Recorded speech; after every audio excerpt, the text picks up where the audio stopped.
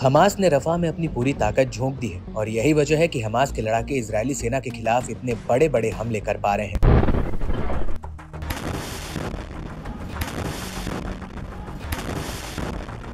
जब इजरायली सेना के जवान मारे ना जा रहे हों और इन हमलों में हमास के साथ वो छोटे बड़े प्रतिरोधी संगठन भी साथ आ गए हैं जो कभी गाजा के भीतर स्वतंत्र रूप से काम किया करते थे। जी हाँ, फिलिस्तीनी इस्लामिक जिहाद की सैन्य शाखा अल कुद्स ब्रिगेड भी अल कासिम ब्रिगेड्स के साथ गाजा में मोर्चा संभाल रही है।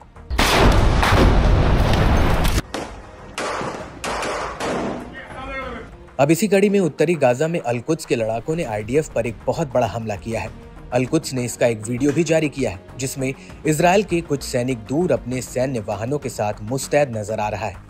इसी दौरान अल कुद्स ब्रिगेड्स का लड़ाका इनके ऊपर घात लगाता है और फिर अचानक से सैनिकों और उनके वाहनों के ऊपर एक के बाद एक बड़े बड़े रॉकेट फायर कर दिए जाते हैं।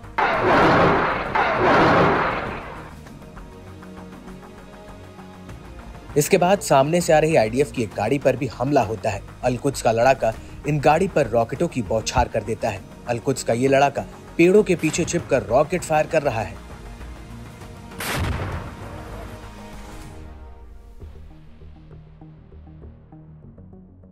इसके बाद अल कुद्स ब्रिगेड्स इजरायली सेना के एक हेलीकॉप्टर को निशाना बनाती हुई दिख रही है।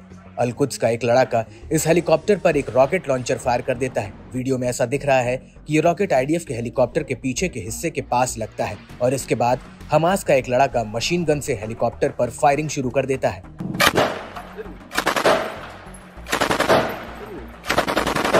इसके बाद हमास के कुछ लड़ाके हरियाली के बीच बैठकर रॉकेट फायर करते हुए दिख रहे हैं।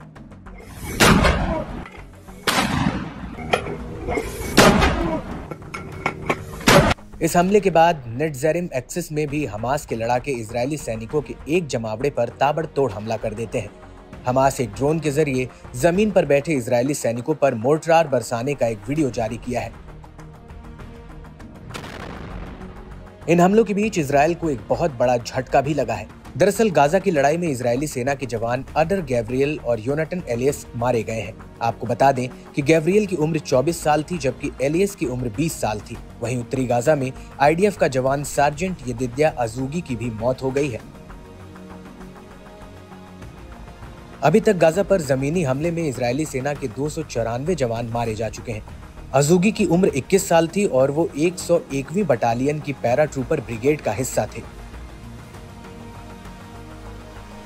हालांकि आईडीएफ का कहना है कि इस लड़ाई में हमास को भी बहुत बड़ा झटका लगा है। दरअसल इजरायली सेना का कहना है कि रफा पर हमले की शुरुआत से लेकर अभी तक 300 से ज्यादा हमास के लड़ाके मारे जा चुके हैं। आईडीएफ का ये भी कहना है कि उसने 30 मई 2024 के दिन गाजा के अलग अलग हिस्सों में 50 से ज्यादा हवाई हमले भी किए हैं।